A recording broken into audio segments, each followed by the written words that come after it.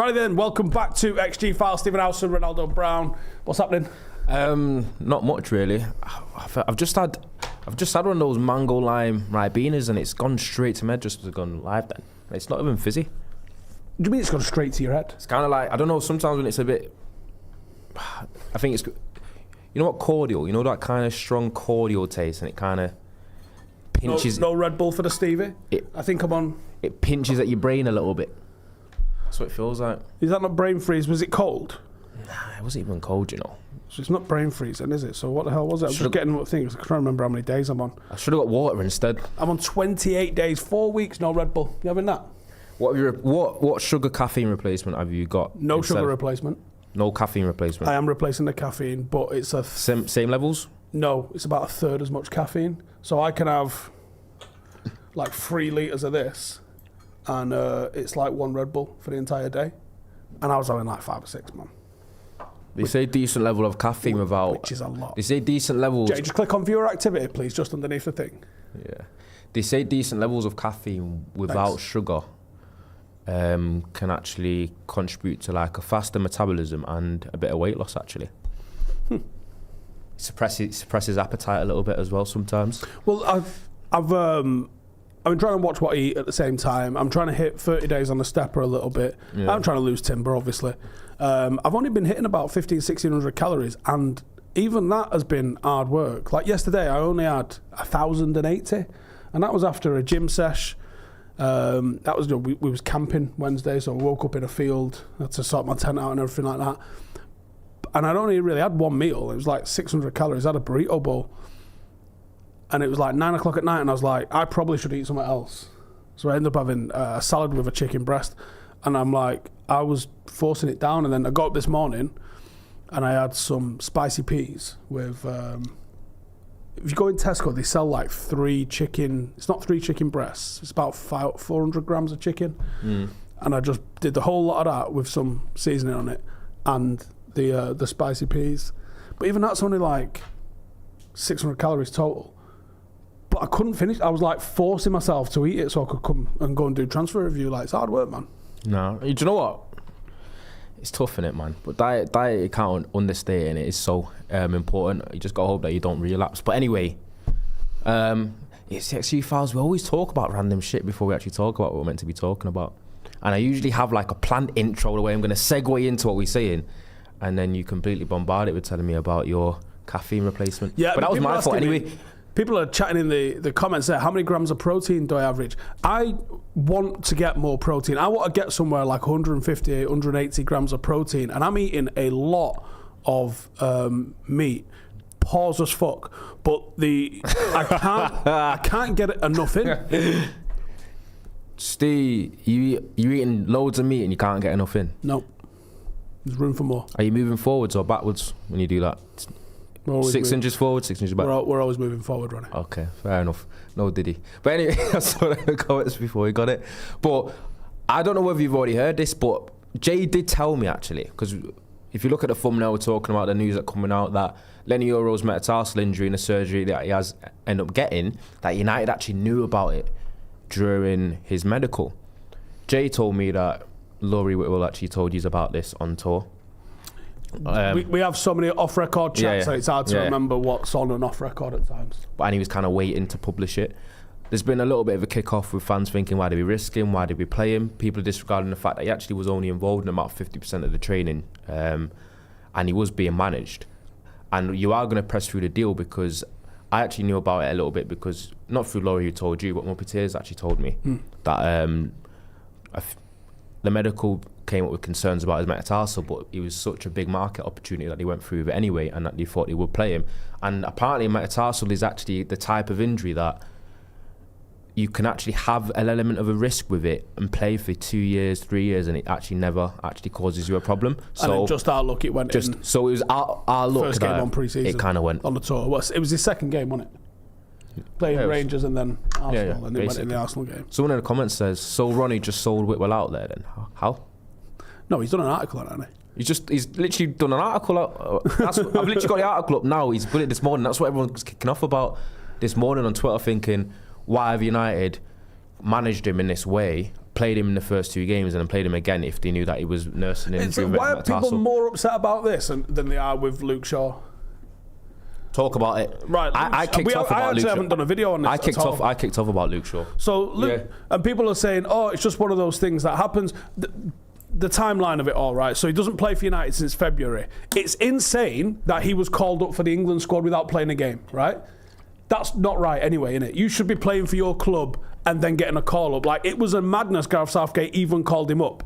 But okay, whatever. He has called him up.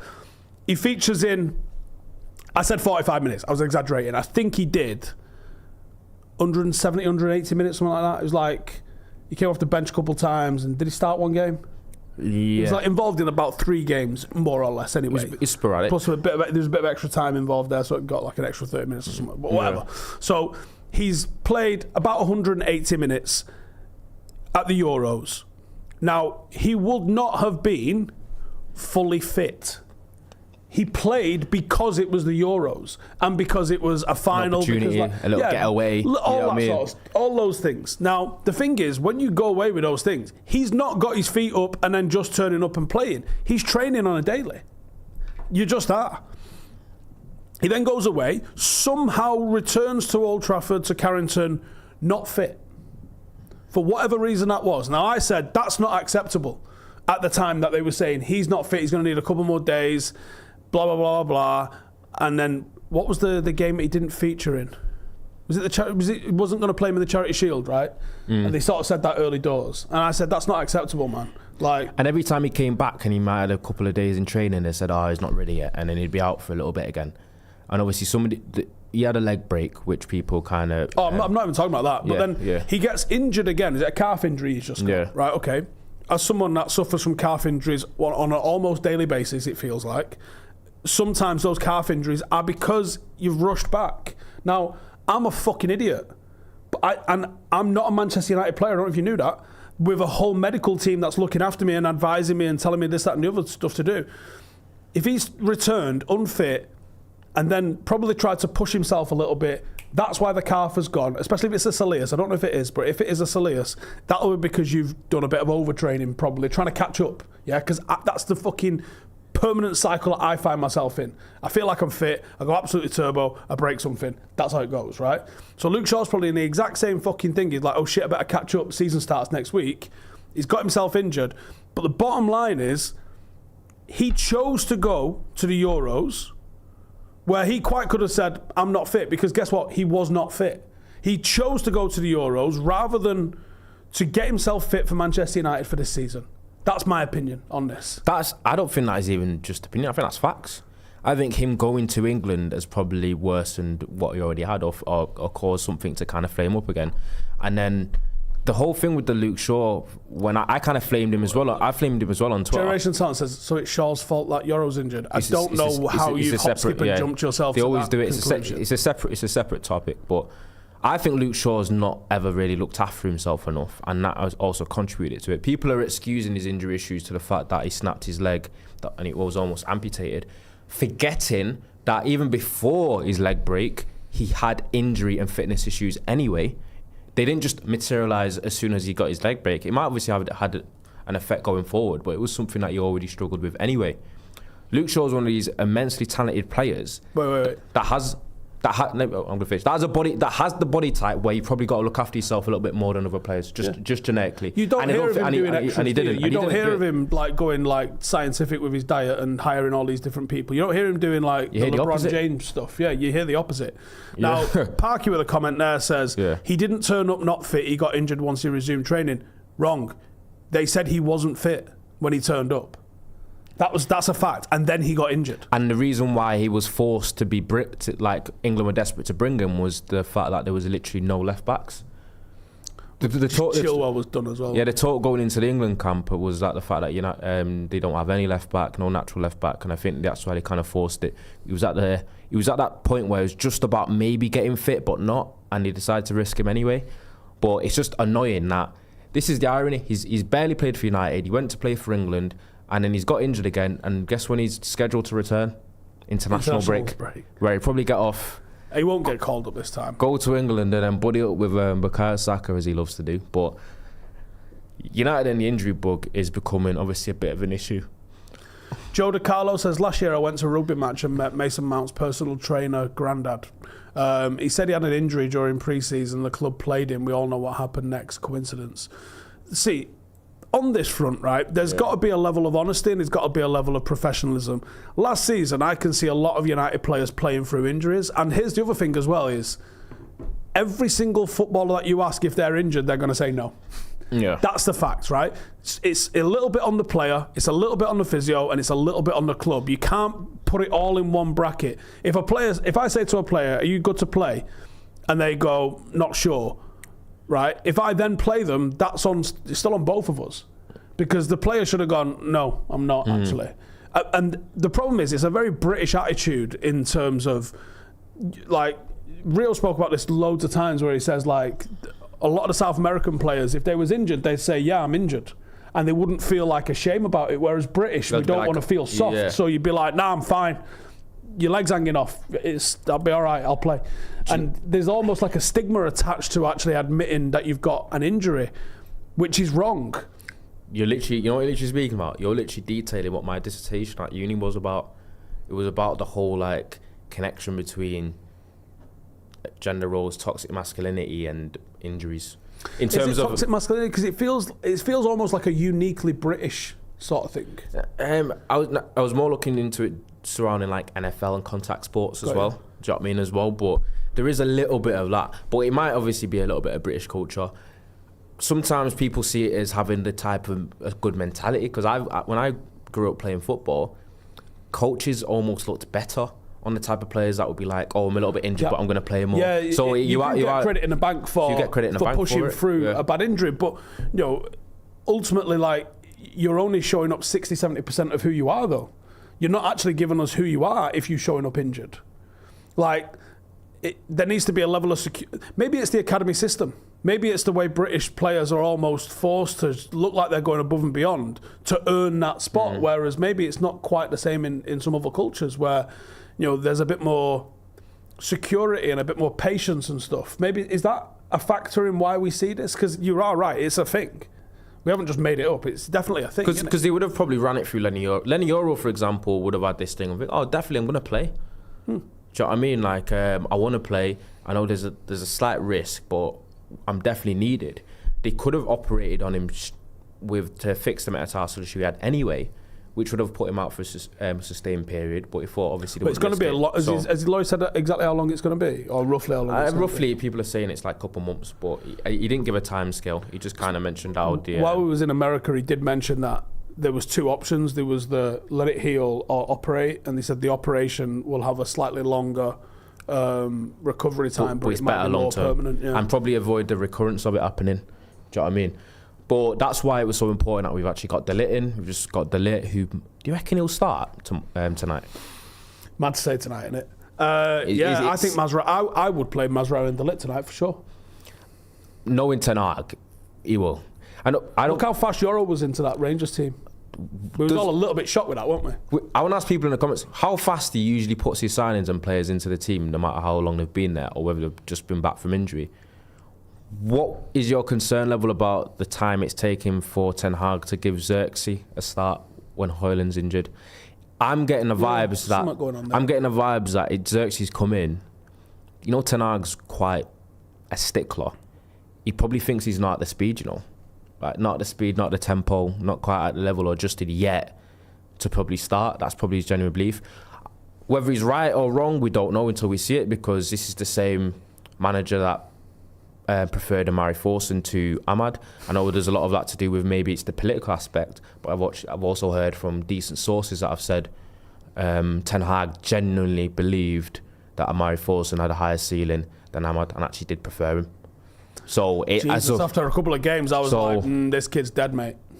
Do you know what I mean? So yeah, but that's literally football, especially as a youngster. I say it to Steve all the time. A lot of it comes down to if you can make it or not, or how you progress is if the manager fancies you or not, and it's so subjective. Because another manager might come in and not like some player and prefers another. It's just really what's down to Gaffer, and that's a good thing about Ten Hag. He kind of sticks to what he believes and what he wants, and he's quite strong-minded. But sometimes people might not always agree. And I think Ahmad's had to force him. You have to believe in yourself more than anyone else as a manager, though.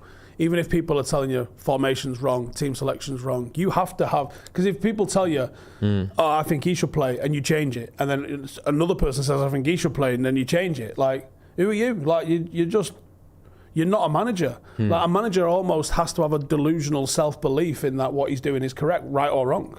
Like, because otherwise, you're never going to achieve anything with that, because...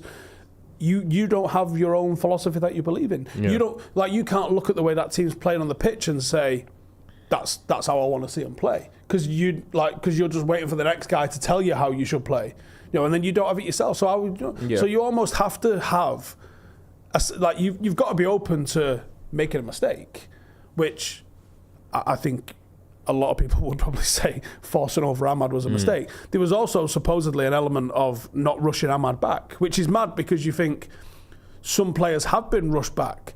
Now, is that a case of was whoever he was working with as a physio giving better info to Ten Hag, saying he needs to be brought back slowly? Were some physios or some players saying, I just want to play? Like, have you watched the 99 doc yet on Amazon? No. What? Anyway, in the 99 doc, Jaap Stam and I think one of the physios might mention it, or someone's talking about Jaap Stam, or it might be in the book. They're talking about how Jaap Stam had an Achilles injury, and Jaap Stam was fucking annoyed he wasn't playing in the FA Cup final because this Achilles wasn't going to hold out. And the physio said to him, "You can play if you want, but your Achilles ain't going to last the game. And if you want to play on Wednesday in the Champions League, you can't play today." And Jaap Stam was kicking off apparently, but Fergie listened to the physio. The physio went, "Here's what the script is. He can't play then, and if he doesn't play, he'll be all right to play then." And Fergie went, "Sound." I think he gave him 10 minutes in the FA Cup final, and then he started him on the Wednesday night. So it's a combination of everyone. The manager has to listen to the experts. The manager also has to get honesty from the players. And sometimes the players don't know, because, I feel like I can go out and do a run, and then my fucking calf goes. Like, I obviously wasn't fucking ready to run or whatever. And sometimes a player can feel like they're good to go, and sometimes the medical experts won't know either. The player's like, well, he seems all right, and he's done all of the exercises required for us to rehab him. I think he's good to go. And then it can just go again, because you don't know what people's individual ligaments and tissues are going to do. And that's the case sometimes. Luke Shaw might... some players are fucking bulletproof, right? Never get injured, ever. Bruno Fernandes, Patrice Evra, never fucking... don't know what an injury is, yeah? And then some players can't shake them. Yeah. Whether it's Luke Shaw or Louis Saha or... Bruno Fernandes, his durability is insane. Yeah, madness. Sometimes it's just down to, obviously, how you keep yourself. Because another interesting one is two of the best footballers of this generation, right? Cristiano Ronaldo and... other than Johnny Evans, Cristiano Ronaldo and... Lionel Messi. Lionel Messi and Cristiano Ronaldo's injury records during their career has also been phenomenal. Ronaldo doesn't seem like he gets injured, but Messi plays through a lot. Have you seen the state of his ankle? His ankle looks like there's a cricket ball hiding under his sock. Like, it's fucked. Is that from being kicked or probably turning and twisting and turning? Could be a combination. But Cristiano Ronaldo and Lionel Messi's injury record throughout their careers has been phenomenal. Yeah, and it's kind of like, is that also, because I think people attribute a lot of their greatness to their ability, which is true, but I think they're both extremely dedicated, and there's a mentality difference that's added to it that's kind of elevated them to being just completely different from everyone else as well. What would R9 have done if he had the durability of Cristiano? Yeah. He would be in that ball. He would be in that conversation, because for me, in terms of the raw ability I've seen on a football pitch, I might make the argument that R9 was better than both of those. Yeah. But the durability, the consistency over decades from the pair of them probably puts both of them ahead of him in terms of greatness, because they didn't get the injuries that he had. They didn't have the problems. Fucking R9 was a big bloke, but he had the dribbling of a Messi and the speed of a Cristiano. It was outrageous. R9 was ridiculous. I'm looking at the chat there, and then I see. Can you go back down, please? Why did you move that up? Then I saw. He said, was it Parky? Says, well, the HGH helped out with that. How does a growth hormone help against injury. I'm not sure it can. Daniel Berry says no, R9 wasn't near Messi's level. On what you're talking about, how wasn't he? I'm not gonna lie to you. I probably agree. Messi's. I think, in my opinion, Messi's the best player I've ever seen. I know, and you can't. I've seen R9 do things. You can't say that's a ridiculous statement. I'd also agree with that. I didn't really get. You can't say nowhere near though. You can't say nowhere near because he was near. He just couldn't do it week in, week out over 20 years. So all right. So early on in Messi's career was 18, 19, 20. He had growth hormones when he was younger than that. It was like when he was like 11 and 12. When he was like 11 and 12. So if he had injury issues early in his career, after he already had the growth hormone, how can you then say does growth hormone make you stronger? I don't know if it does make you stronger. No, but the point they're trying to make is they're acting as if Messi got injured. Messi had injury issues when he was early on in his career at Barcelona, which is when he was like 18, 19. And then had growth hormone after and then not got injured since. That's not the case. So it kind of doesn't... There's no point there. But yeah, R9, I didn't get to watch. I'm too young. But from what I've seen, he looked like an absolute freak of nature. I've never seen anything like it. I've never seen anything. He was literally Messi and Ronaldo combined. In terms of like, what do you want someone at the top of your squad to do, like as an attacker, striker. You got to remember he played in an era where fouls were a thing, whereas that's not necessarily the case now.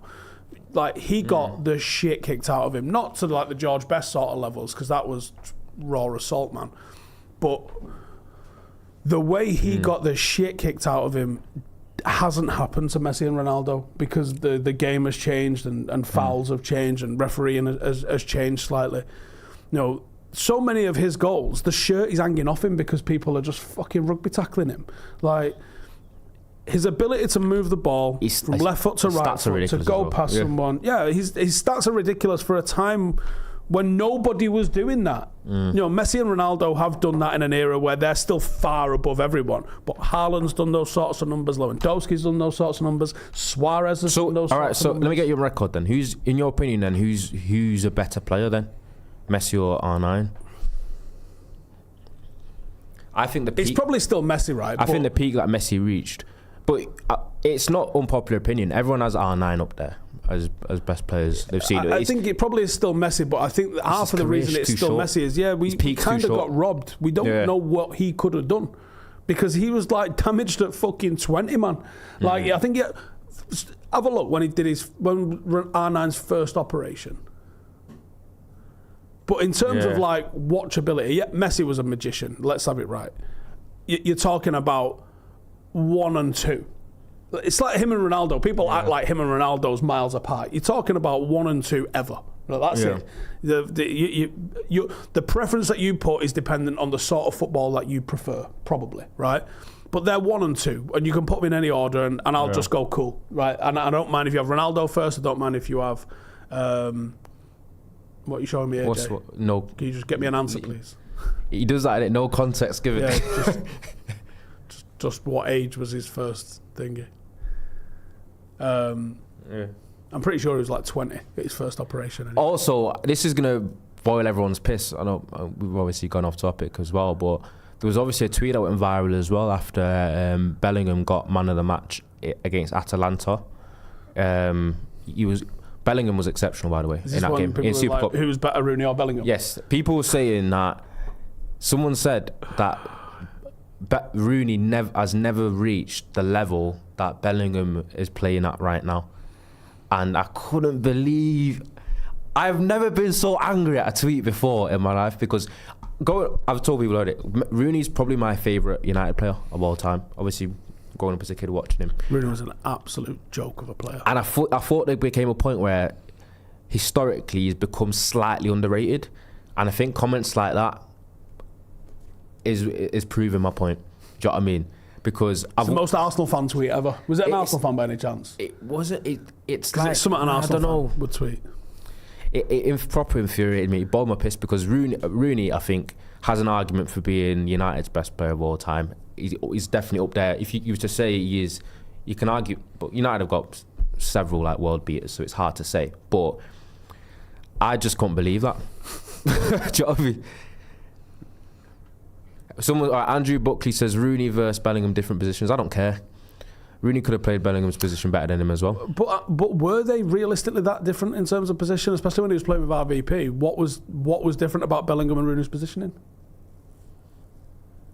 They might play it in a slightly different way, but in terms of their role and responsibility within a team, it was probably way more similar than you think, man. So Daniel Berry says time has been kind to Rooney. In what kind of way? I feel like Rooney's still not rated at the level that he actually was as a player. Everyone who played for United won 13 out of 20 Premier Leagues, and everyone was bang average. And the manager was only good because he had the players, but the players were only good because they had the manager, and the players were only good because they had each other. But no opposition or neutral fan will actually say he was fucking world class. Scholes was shit. David Beckham was just a fucking Brill Cream advert. Ryan Giggs he shagged his brother, so he couldn't have been good. Like Gary Neville, he's not even as good as Micah Richards apparently. Do you know what I mean? Like, who was good then? Who the fuck carried this team to 13 fucking titles? I think what hurts Rooney sometimes is because of the fact that his career started so early, and obviously you know about his body issues and the fact that by the time he was 29, 30, he had that little bit of a plummet. Already on the start. He was already on the decline. And then I think people remember that. His problem is that he came about in the fucking Messi Ronaldo era. Yeah. Because there was a few years where he was probably the third best player in the world. But, you know what I mean? Yeah, he honestly was. And Rooney also had to contend with the fact that for about 2 years out of his peak for Manchester United, Ronaldo was also almost at his peak.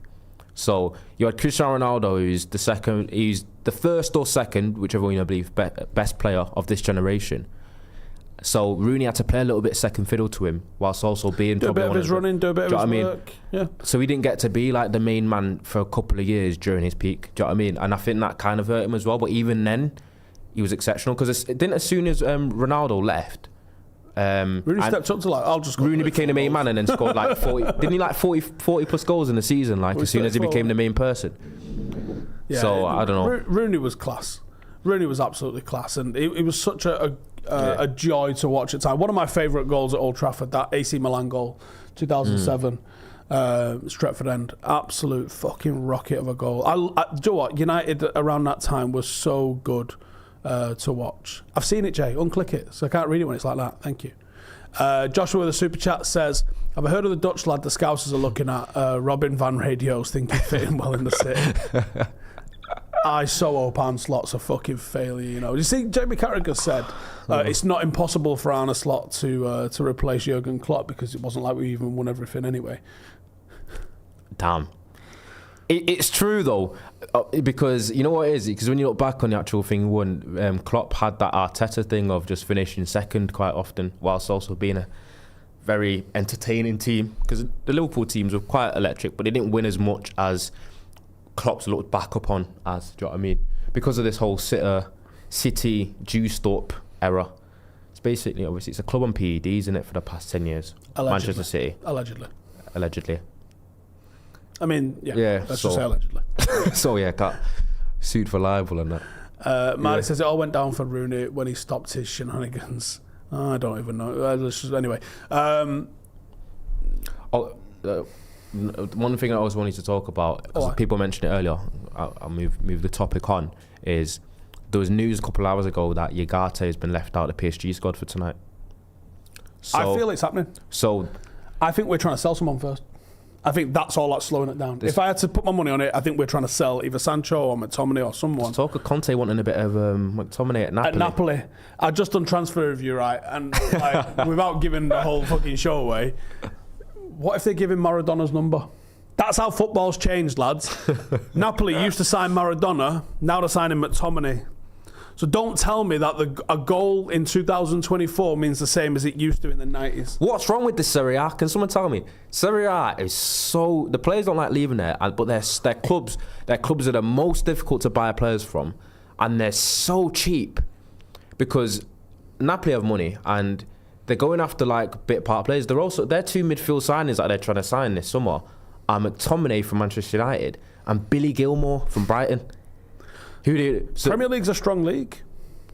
Premier League is a strong league. Because that also, because even when you talk about the spending power, that's why last season was one of the first time in ages where the 3 promoted teams went down straight away. I think that will become more of a regular occurrence because of the spending power from the lower teams in the Premier League and the gap that Championship teams have to close when they go there. You've got Bournemouth, you've got Brighton now that can spend millions and millions on players. You've got Bournemouth who just signed Evan Nilsson from Porto. That's ridiculous. From a team that should be a tier 1 European team, shouldn't they? Like Porto, Benfica, Paris. Ajax should be, but Ajax aren't. They're a tier 2 or 3 team. Exactly, and Brighton, that's what's moving on to people ahead of me. Brighton have finally moved away from we're selling all our players and then just going to replace them with £5 million players. No, Brighton have spent 180 million this season. You probably go tits up from now. And now it'll be the time that when they actually spend the money, that it's all going to go tits up. Because people are wondering how, because someone tweeted they're complaining a while, but how comes Brighton are able to spend this much? Because they don't spend money. The promoting teams, until now. Mate, Chelsea have given them about 400 mil in like manager fees and all sorts. Yeah, it's not even just the fees, it's the money. Yes, exactly. It's the money that they've got for Dan Ashworth and some of their staff as well. And you think about the amount of people they've sold: McAllister, Cucurella, Bissouma. Oh my God! Just on those 2 alone, they Caicedo for 120 million. Cucurella was 60 million. Yeah, dough. McAllister was 40 million, and then you've got Bissouma was like 50 million. Because they was doing it right: buy low, sell high, and they were a team that was like they can happily just exist in the middle of the Prem, and just make money. And then at some point they might have to push the button and say, okay, now it's time to push for Europe. I think they're doing it now, and maybe that's what they've done now. But for a long time, they've got all the FFP backing that they need to, and they've probably got a fat credit card where they can now just go, okay, time to go. And that's important. That sort of like getting set with your FFP so you can go turbo is obviously why United have come in, new ownership, new like front of office. Shit, we got no money to spend. Like even though, same as Newcastle, because of the way Mike Ashley ran it, which is hilarious. They get Saudi owners in and they go, oh, we can't actually do anything. That's what's weird, because I saw I can't remember seeing it. I saw like an FFP table, and it's done like in a chart and spectrum of like green to red and how in trouble teams are in terms of their FFP. And right at the bottom was Brighton, but like Liverpool was quite clean in FFP as well, which makes no sense why they've just signed no one then. Stingy club, funny. But really backing your new manager, that, isn't it? But you pretty much bang on what you said about Brighton. They're so in the green in FFP because of their dealings over the years, and obviously they've got into Europe as well, so they would have had that money. That they've basically gone into this window and they probably have a budget where they can spend like 250 million and be fine, FFP wise. And then you got the other hand, Chelsea, 47 players deep, 9 goalkeepers deep, spent $1 billion in like 12 months, and yes, they've been selling academy players like you can't imagine, but I don't know what the end game is for Chelsea. I don't know what they're trying to do. I don't like is it about having book value? Is Todd Boehly trying to sell the club? Like, what is he trying to do? Because if I try and look at it objectively, and obviously we've got Deji upstairs who's a Chelsea fan. There's a couple of Chelsea fans who play for the footy team. Yeah. And chatting to Chelsea fans, you're like, what are you trying to do? I don't get it. I don't think they know. If someone's asked, they're like, where are they in FFP? They're actually they're just about okay, because people forget that Chelsea sell a lot of players all the time, and it's usually pure profit players. They sell academy players for 15 million, 15 million, 15 million, 20 million, and it keeps them in the green. Yeah, you'd sell 10 of them, you got 150 million pure profit. And I think that's what they're doing. They've signed a bunch of youngsters for a lot of money, for like 15, 20 million. I want to flip them for more. But they're having FFP issues now in terms of the wages of Osimhen. So they want to bring Osimhen in, but they can't afford his wages if they don't get rid of another high earner, which is Sterling. Sterling's on 300k there, so they want to get rid of him. And it's like, what a mad strategy it's been just for the entire time Boehly's been there. And I think it's nuts. It's amortization as well. The fact that so many of their transfers are spread over like 10 years. Yeah, but the league have said we're only going to count 5 for that, rather than like. Didn't they get in before they changed the rule though? Some of them did, yeah. I think like Mudryk and Enzo might have been on an 8-year kind of thing. Palmer as well, and obviously they've just extended him, so he's effectively on a 10-year contract, which is he's never going to see the end of. Because if he stays, he's getting new deals. Yeah. No one just sticks around on the same deal. In a year or 18 months or 2 years, he will get another deal if he continues to play well. Like, it's ridiculous. That's why it's kind of me sceptical about the trouble City think they're in if they've not literally bought anyone but Savio, which was a deal that was agreed in January. So yes, And Oscar Bob just snapped his leg as well. I don't know what's going on with City. I got a weird vibe around them at the minute. That's why I think Arsenal are going to win the league. And Thingy's not fit for the weekend against Chelsea as well, Rodri. And you know what happens there? They've lost Alvarez and Oscar Bob, who actually was apparently looked like their best player in pre-season, and he was pretty good against us. Yeah, he played well against us. He snapped his leg. Rodri's a big problem. He snapped his leg in training, and they don't have a Rodri replacement anyway. No, well, no one's got a Rodri replacement, have they? You have someone that can fill him, but he's not a replacement. No one's replacing Rodri. He's unreal. Yeah, I think you're right. I think, but people are anticipating that Arsenal, could they fall off a little? Because Arsenal haven't actually strengthened in the summer either. They've signed Calafiori and that's it. But I actually think that they've done the right thing in terms of they're crying out for a striker because they don't see how maybe they don't have a Haaland kind of character as a focal point. I actually think that they're better without it. I think that they're better spreading the goals out amongst the team and having those rotations around the box, which makes someone hard to pick up. I think if you take that away from them, I think they stop the overloads in the middle of the park, which has been really good for them and why they've held so much possession. And I think if they take that away and they go with a more direct sort of forward, I don't think they're as effective because I don't think Saka's 1v1 enough to be able to get in and get a cross into the box for a one main guy. I think they're better when there's 6 people. Who the fuck do we pick up? I think it's overloads and rotations why they're good rather than having that main striker. Yeah, I think that they'd be worse if they signed Ivan Toney and played him. I think they'd be worse. It's going to be interesting to see, but I think City might. If City don't sign anyone, going for 5 on a row as well. That's a mental task that I put them to win the league. But squad. I think they've got to sign at least 1 or 2 players before the end of the window if that's going to happen. Otherwise, they might get pipped by Arsenal actually. But you said that Arsenal haven't actually signed Marino yet. It's been agreed. I don't know if it's actually been here we go though. And so, I was going to talk about this. Oh my days! Did you see the Camavinga injury? I saw a funny tweet about that. Apparently, every single pre-season or summer, one of the Real Madrid's first team players gets a pretty serious injury. And the rumour is, obviously we are on the XG files, that it's a sacrifice. So people are saying, someone quote tweeted the Camavinga injury. Let me get Ash on the phone. Oh my God. Someone quote tweeted the Camavinga injury and was like, all right, no one even attempt or try in the league and Champions League. They've already won it. Listen, they already got in. They've already made their injury sacrifice that they do every summer, and they have to be the most dark magic satanic team I've ever seen. So I think it's I think it's already gone. I saw the tweet and I could not stop laughing because it's actually true. If you track back, I get you. Someone gets like an ACL, a bad knee injury, or their leg snapped at the start of the season. There's been sacrificed, and then it's like everyone's like, don't even attempt. The guy was like, don't even attempt in the Champions League now. Oh my God. But yeah. But what happened? Ronnie's Twitter is like a gateway drug. John says Rodri's pure class, centre defensive midfield to win a Ballondor this year. World's gone mad. He won't, I don't think, but he should be a consideration for it, I think. Who? He should be top 3 really, actually, shouldn't he? Rodri probably won't win Ballondor. I think Bellingham will get it because people argue it probably is. It's quite political, isn't it, the Ballondor for 100 Barcelona players. About 10 years ago, I did I fucking love a spreadsheet. So I did a thingy where I looked at where Barcelona and Real Madrid came in the league and what they did in the Champions League versus what other big clubs in Europe did and who won the Champions League.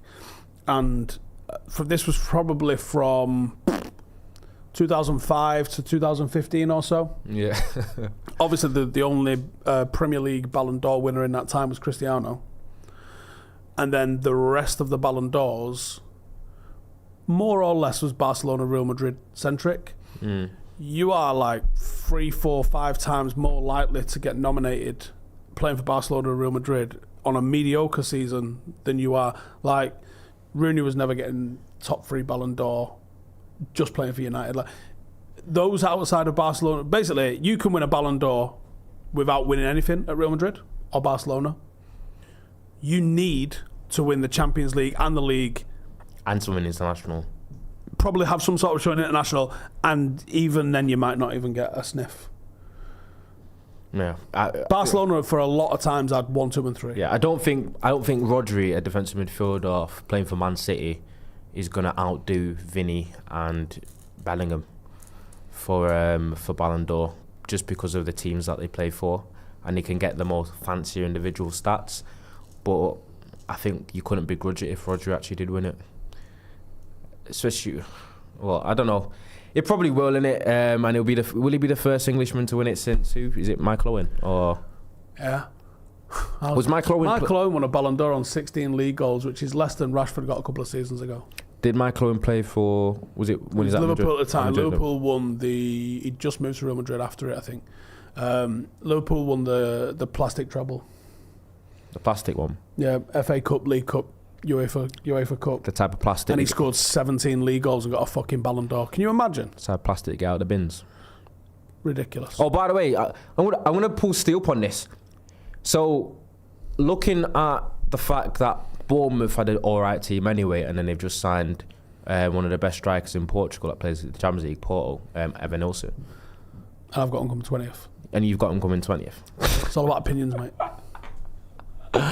Ipswich ahead of. It's all about opinions, mate. As I was saying, because I didn't really hear your opinion on that actually earlier, because I did want to when I mentioned it yesterday. So what do you think about this gap now? Do you think it is more likely for Championship teams that get promoted to go straight back down? Yeah, because often? what I'm also seeing is a lot of Championship teams now are playing what everyone would consider good football. They're getting the ball down. They're not playing percentages. They're trying to hold possession. Now, they can do that because they are the best teams in the Championship. But you're not the best teams in the Premier League. And you're probably not even in the top half of the best teams in the Premier League. Because everyone's got internationals on the bench now. So if some teams, Ipswich are carrying League One players into the Premier League this season. That is a hell of an ask to ask them to dominate the ball. Come and dominate the ball now against Rodri. Fucking good luck. It's even worse for Ipswich because they've had back-to-back promotions. So they've got a couple of League One players there. They might even have League Two players in there. They might have lads that they signed from League Two that are now in the Premier League. I've not gone through the squad, but who they bought? They bought Amari Hutchinson. Not big hitters. Yeah, really. They bought Liam Delap from City. Bit of potential. But I don't know. I think they might bust their load early. Ride Portman Road a bit. What happens? Like Luton. What happens is they'll start the season, and the momentum of the promotion and the fact that they know how to play X system carries them 7 or 8 games into the season. Then they'll get 6-0 by City. Then they'll get like 4-0 by someone random like Spurs, and then they'll shit themselves. And then they go, instead of like, let's move one midfielder further back. And then before you know it, now they're not able to like hold the ball that 20 yard into the opposition half. They're now playing a little bit on the back foot, and it's about bottle. You saw Southampton for a while under, was it Howson Hootel, where they was always trying to play Plan A, and they got 9-0 a couple of times because the plan so expansive. You saw it with Bielsa.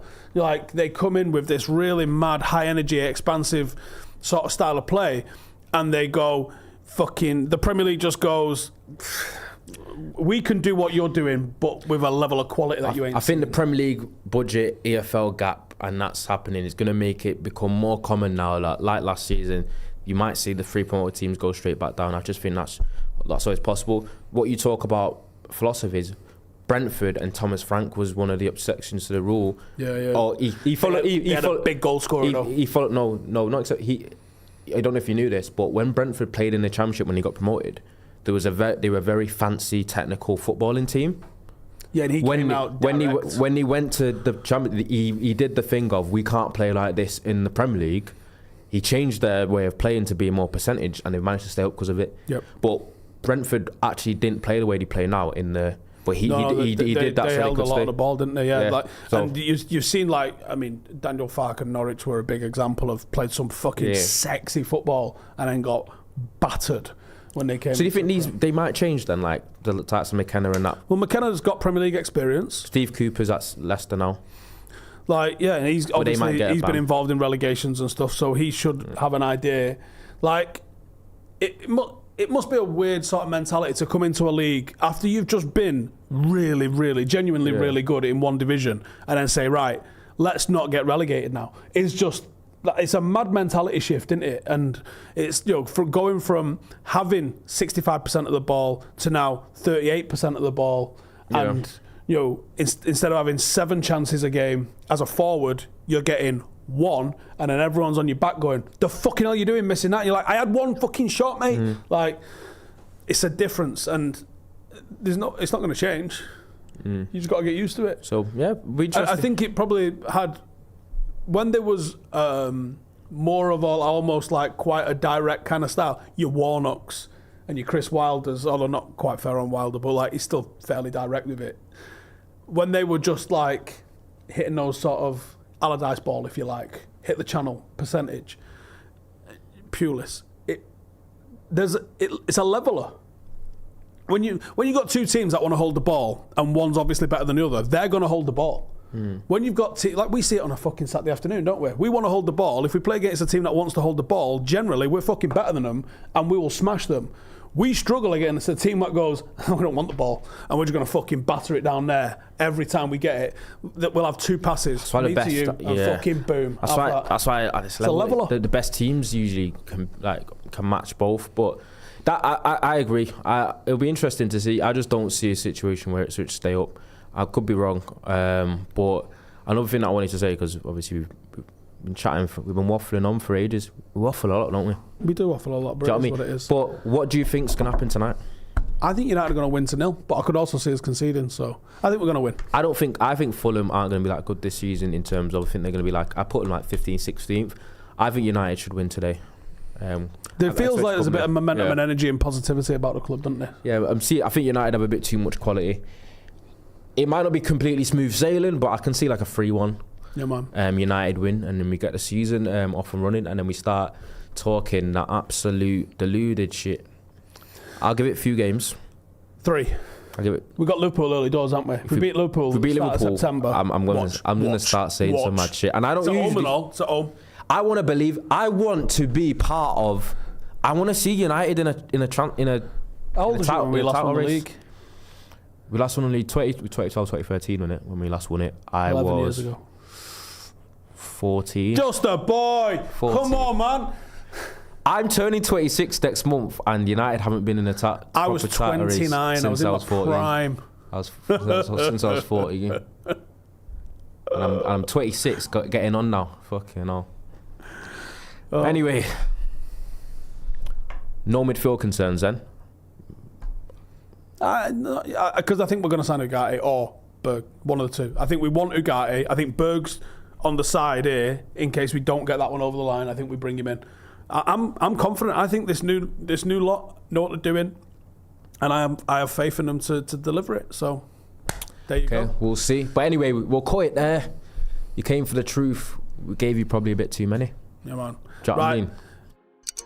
Hey, thank you for watching the video. If you are new around these parts, then don't forget to subscribe. My channel is proudly supported by my community on Patreon.